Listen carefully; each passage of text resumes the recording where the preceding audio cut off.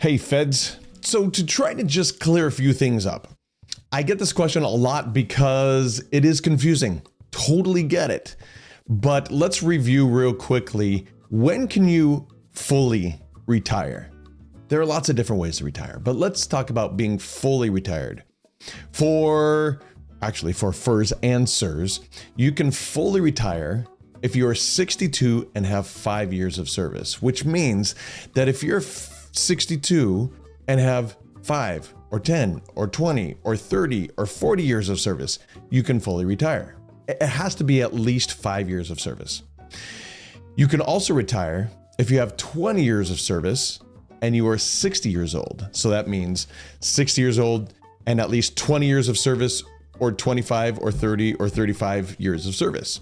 Now for FERS, you have to, on a 30-year service level, you have to hit your MRA, your minimum retirement age, which is on a table. For CSRS, it's 55.